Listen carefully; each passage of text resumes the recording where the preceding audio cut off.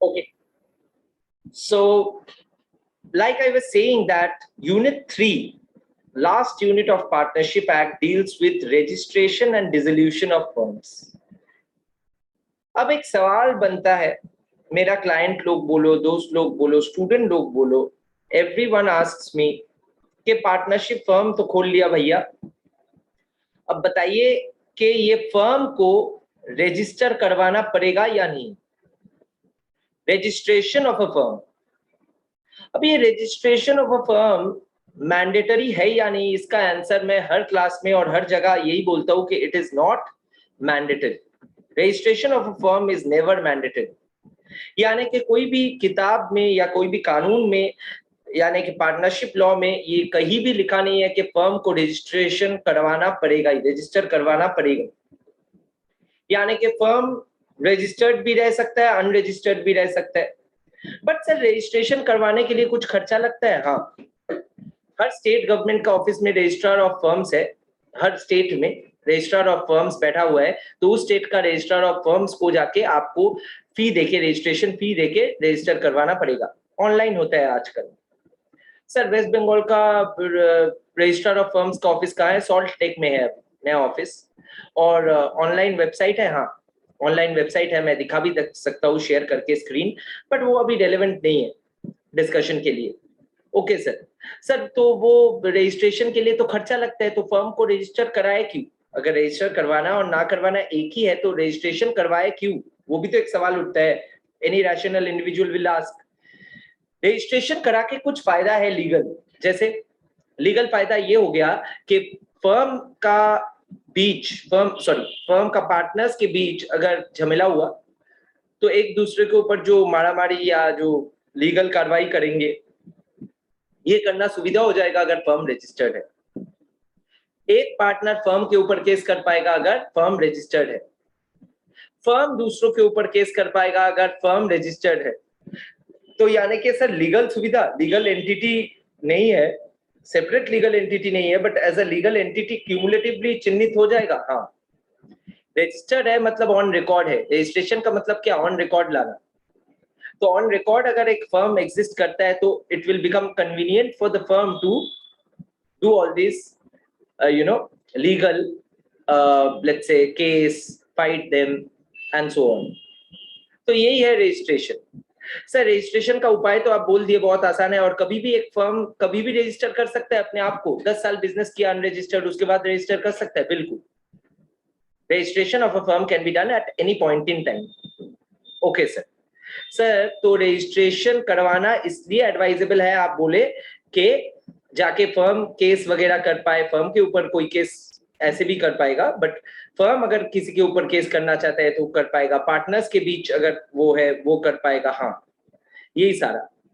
Sir अभी ये जो आपका वो है, कहाँ लिखा है ये कॉन्सिक्वेंसेस, ये देखो section 69, consequences of non registration. No suit in a civil court by firm or other co-partners against third party। Third party के खिलाफ आप केस कर ही नहीं पाएंगे अगर आप रजिस्टर्ड फर्म ना हो, इसलिए रजिस्ट्रेशन इंपॉर्टेंट बन गया। No relief to partners for set off claims, ये 100 रुपया का ऊपर वाला क्लेम्स आप सेट ऑफ नहीं कर पाओगे, यानी कि सर मैं क्लास में समझाया हुआ है, ठीक है। Aggrieved partner can not bring legal action against और अदर पार्टनर, मैं बोला ना पार्टनर्स लोग एक दूसरे के खिलाफ भी लीगल एक्शन नहीं ले पाएंगे, और ऊपर से थर्ड पार्टी अगर चाहे तो तुम्हारे ऊपर केस करके चला जाएगा, तो क्या फायदा सर? नॉन रजिस्ट्रेशन रह के तो महा मतलब मुश्किल हो जाएगा।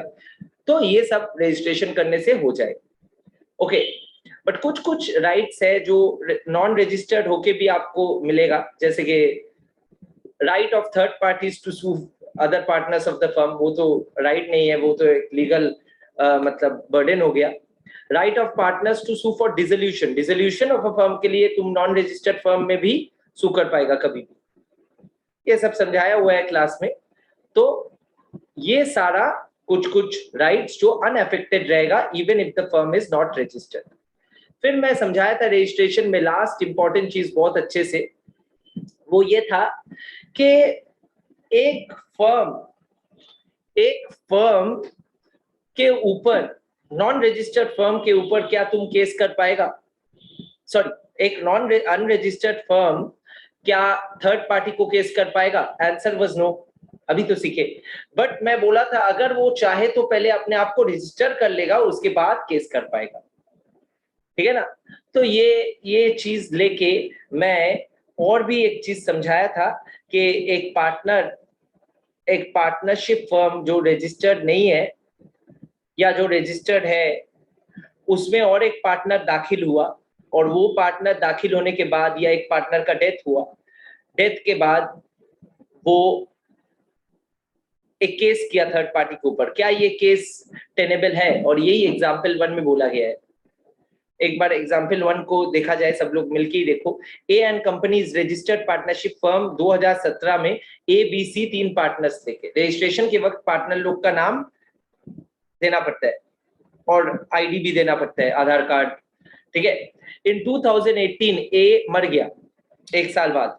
2019 में बी एंड सी मिलके फर्म का नाम पे, फर्म का बिहाफ में केस किया एक्स के ऊपर।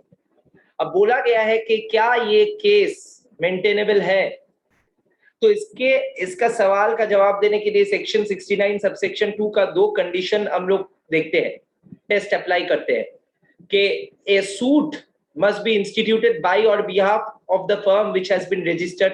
Registered firm के behalf में अगर सूट हुआ है तो सूट maintainable है, सूट मतलब case. And the person suing has been shown as a partner in the register of firms. और जो पर्सन सू कर रहा है उसका नाम क्या रजिस्टर ऑफ फर्म्स में है, ये 2 देखा जाता है। तो बोलो ये 2 अगर देखा जाएगा तो ये जो ऊपर वाला केस मेंटेनेबल ही होगा, क्योंकि B and C were registered in the register of partners और firms, and it was A and company was a registered firm, although A died, but it doesn't require them to get a fresh registration certificate. Clear है? तो इसीलिए ये example, मतलब ये example में the suit is maintainable. ठीक है ना? अच्छा सर तो ये आप क्लास में कराए थे, हाँ इसका ट्विस्ट भी कराया था क्लास में। फिर लास्ट हम लोग जो पढ़े थे वो था डिसोल्यूशन ऑफ अ फर्म। ये अंतिम चीज है। फर्म को डिसॉल्व का मतलब है खत्म कब करोगे और कैसे करोगे। तो डिसोल्यूशन ऑफ पार्टनरशिप हो सकता है, डिसोल्यूशन ऑफ फर्म हो सकता है। मैं क्लास में भी दोबारा लिखा दिया था। डिसोल्यूशन ऑफ पार्टनरशिप और फर्म का डिफरेंस भी यहाँ पे दिया हुआ है, अच्छे से तुम लोग देखना। डिसोल्यूशन ऑफ पार्टनरशिप का मतलब है पार्टनर लोग का जो एग्रीमेंट है वो खत्म हो जाना। वो कभी भी खत्म हो सकता है। मैं प्रॉफिट शेयरिंग रेशियो चेंज किया तो इंटरेस्ट चेंज हुआ तो पार्टनरशिप पहले जैसा नहीं रहा। कोई पार्टनर एडमिट हुआ तो उसको नया पार्टनर को लेना पड़ेगा, तो नोवेशन ऑफ अ कॉन्ट्रैक्ट होगा तो भी नया कॉन्ट्रैक्ट होगा, पुराना वाला पार्टनरशिप खत्म हो गया। तो dissolution of partnership can happen छोटा मोटा cases, and dissolution of partnership doesn't necessarily mean the end of business. Business चल सकता है, डेथ ऑफ अ पार्टनर में डिसोल्यूशन ऑफ पार्टनरशिप तो होगा ही, बट डिसोल्यूशन ऑफ फर्म होने का मतलब कि पूरा बिजनेस खत्म हो जा रहा है, डिसकंटिन्यूएंस ऑफ बिजनेस। और dissolution of firm is the topic which we are dealing with here. तो डिसोल्यूशन ऑफ अ फर्म कैसे होगा सर? 2 तरह से हो सकता है, with court, without court. Without court मैं बोला था अगर मियां बीवी राजी क्या करेगा काजी, यानी कि अगर चारों पार्टनर्स मिलकर सहमत हो जाते हैं, एग्री करते हैं, चलो बंद करते हैं फर्म, तो dissolution by agreement, section 40। Compulsory dissolution, compulsory dissolution कहां से होगा? जब कोई भी एक पार्टनर इंसॉल्वेंट हो गया या मर गया, याद है ना? तो दोनों केस में, या फिर बिजनेस अनलॉफुल करने लगा तो फिर डिसॉल्व हो जाएगा unless otherwise agreed. Dissolution on happening of certain contingencies, same चीज कि अगर कोई पार्टनर मर गया या इंसॉल्वेंट हो गया। अच्छा, dissolution by notice of partnership at will. Partnership at will हम लोग देखे थे ना टाइप्स ऑफ पार्टनरशिप में, यूनिट 1 में। पार्टनरशिप एट विल का केस में अगर कोई भी एक पार्टनर नोटिस दे, बाकी रिटन नोटिस होना चाहिए बाकी सारा पार्टनर्स को कि मैं डिसॉल्व करना चाहता हूं, तो फिर डिसॉल्व हो सकता है सहमति होने से। ठीक है। डिसोल्यूशन बाय कोर्ट का बहुत सारा तरीका था, 7 तरीका इनफैक्ट, वो सारा मैं क्लास में डिस्कस किया था। ओके, अब कॉन्सिक्वेंसेस ऑफ डिसोल्यूशन में लास्ट चीज पढ़ाया था, मैं बोला था एक बार फर्म डिसॉल्व हो जाए उसके बाद वाइंडिंग अप क्या है। वाइंडिंग अप एक बड़ा प्रोसेस है। एक फर्म को डिसॉल्व लीगली बंद कर दिए, डिसकंटिन्यू कर दिए बिजनेस, बट बाद वाला दिन क्या फर्म का एसेट्स लायबिलिटीज सारा बिक जाएगा, सारा चुक जाएगा? नहीं। फर्म बिजनेस बंद करने के बाद भी फर्म का एसेट्स बेच के लायबिलिटीज को चुकाना एक लंबा चीज होता है, उस चीज को बोला जाता है winding up. Winding up is a bigger process which includes dissolution, but dissolution is merely stopping the business or discontinuing the business। जैसे तुम लोग सुने होंगे किंगफिशर एयरलाइंस आज तक वाइंड अप नहीं हुआ, उसका लायबिलिटीज अभी भी बाकी है towards the employees, towards government, towards banks. फरार है ना विजय माल्या जी। और जो डिसकंटिन्यूएंस या डिसोल्यूशन हो गया, बिजनेस तो बंद है, फ्लाइट किंगफिशर का थोड़ी ना दिखेगा, ठीक है, 2013 से बंद है। तो ये है फंडा। अच्छा सर अब बताइए कि ये जो आप इसमें जो जो चीज है वो तो सारा मैं बोल दिया था बहुत अच्छे से। अब तुम लोग एक चीज मैं डिस्कस नहीं किया, माइनर, वो डिस्कस कर देता हूं, फिर I come to the queries. Minor partnership में क्या रोल है? ये सर कॉन्ट्रैक्ट एक्ट में भी थोड़ा बहुत आता है और ये भी इंपॉर्टेंट है। हाँ, क्या ना माइनर बिकम अ पार्टनर, ये सवाल आता है। The answer is no, but he can be admitted to the benefits of the firm, for the benefits of the firm, with the consent of the all the other partners। यानी कि एक minor को आप full fledged partner के रूप में admit नहीं कर पाओगे, और पार्टनरशिप फर्म जब फॉर्म होता है ना शुरुआत में, तब भी उसको पार्टनर के रूप में उसके साथ एग्रीमेंट नहीं कर पाओगे। बट एक बार पार्टनरशिप फर्म एग्जिस्ट करने लगा, उसके बाद एक माइनर को बेनिफिट्स ऑफ द फर्म में दाखिल कर सकते हो, बेनिफिट्स ओनली, बर्डन नहीं, और वो भी यूनानिमस कंसेंट के साथ। सर माइनर का फिर रोल क्या होगा? माइनर लिमिटेड लायबिलिटी वाला पार्टनर बनेगा। लिमिटेड लायबिलिटी मतलब उसका जितना पार्टनरशिप में इन्वेस्टमेंट है वो खो पाएगा, पर्सनली लायबल नहीं होगा। कैप, और 18 साल के बाद माइनर जब मेजर बन जाएगा, मेजर बनने का 6 महीने के अंदर अंदर उसको तय करना है वो कंटिन्यू करना चाहता है या छोड़ देना चाहता है। अगर वो छोड़ देना चाहता है तो उसको इस बात का पब्लिक नोटिस देना पड़ेगा। नहीं सर, उल्टा बोले, अगर वो कंटिन्यू करना चाहता है तो पब्लिक नोटिस देना पड़ेगा। हाँ ओके सर तो ये जो फंडा है आप पढ़ा चुके थे, हाँ क्लास में बहुत अच्छे से डायग्राम दे के पढ़ाया था।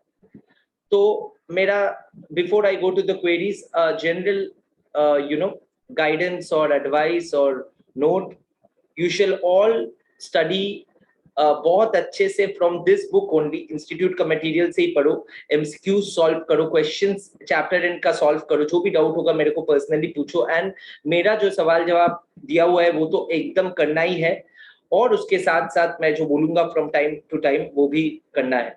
हम लोग टेस्ट, मैं एक टेस्ट अरेंज करूंगा, मैं टेलीग्राम में दूंगा, that is one plan. I will do BCR 4 with you, BCR का क्लास नंबर 4 जो डिफेक्ट है, IPA इंडियन पार्टनरशिप एक्ट का class 9, I will try to upload it within a day और 2 like I said, and बस LLP मैं live कराऊंगा, and companies act तो है। तो और बताइए, now you guys can tell me your queries. I am seeing the chat, there's a query, let me see.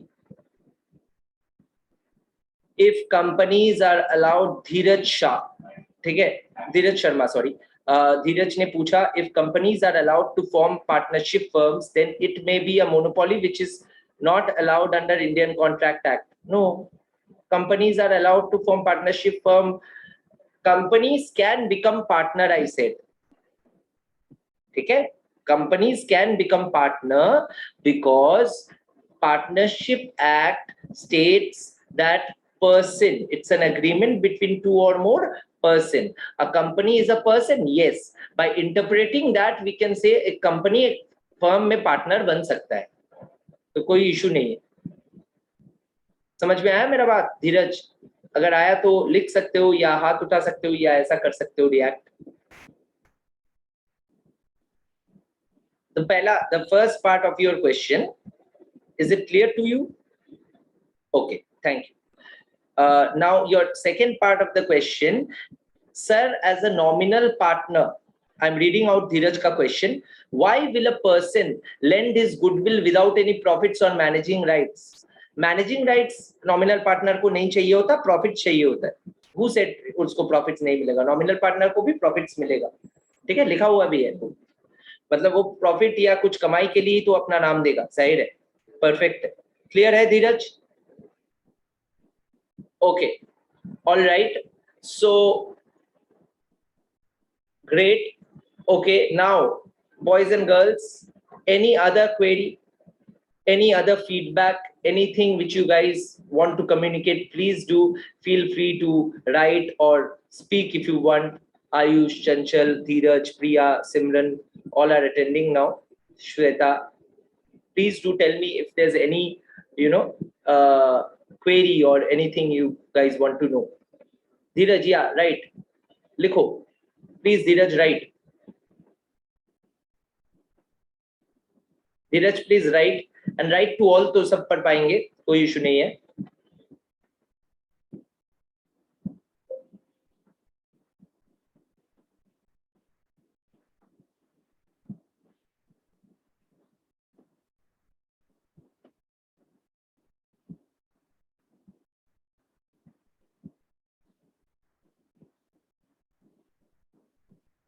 Okay, I guess we are good then. तो अगर किसी को कुछ क्वेरी है तो मेरे को पीएम कर लो, पर्सनल मैसेज कर लो, मैं तुरंत रिप्लाई दे दूंगा. अच्छा, आ गया एक धीरज का ही क्वेरी आ गया. It is written that nominal partner is not entitled to profits. Entitle नहीं है, एंटाइटल का मतलब समझो राइट नहीं है प्रॉफिट क्लेम करने का, बट कुछ अरेंजमेंट तो हो ही सकता है, उसको पैसा तो मिलेगा, जाहिर है. बात समझा करो बेटा, ठीक है, नहीं तो बिजनेस नहीं कर पाओगे रियल लाइफ में. ठीक है, एंटाइटलमेंट का मतलब है मेरा पैदाइशी हक. पैदाइशी हक का बारे में नहीं कैसे कहोगे, नॉमिनल पार्टनर बाहर वाला है ना, ठीक है, उसका पैदाइशी कोई हक नहीं है, एंटाइटलमेंट नहीं है. ओके, डोंट फील एंटाइटल्ड, ठीक है, बट अरेंजमेंट तो हो ही सकता है, उसको बोल ही सकते हो 5% कमीशन ले ले, कुछ भी तय हो सकता है. ठीक है ना धीरज?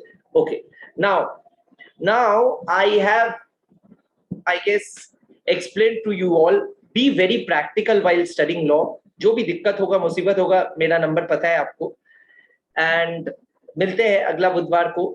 अगला बुधवार के लिए क्या पढ़ाई होगा वो मैं बता दूंगा. वो बताने से पहले आप लोग को एक रिक्वेस्ट है कि घर में बहुत अच्छे से पढ़ते रहिए. Please keep on studying at home बहुत अच्छे से. दिसंबर में आप लोग का एग्जाम होगा, पता चल रहा है. तो दिसंबर में एग्जाम हुआ भी तो अपने को अक्टूबर के अंदर बहुत अच्छे से प्रिपेयर्ड रहना पड़ेगा. नवंबर में मॉक टेस्ट देना पड़ेगा, तब जाके आप लोग तैयार रहोगे. ठीक है, thanks a lot. See you guys on Wednesday. Happy studying.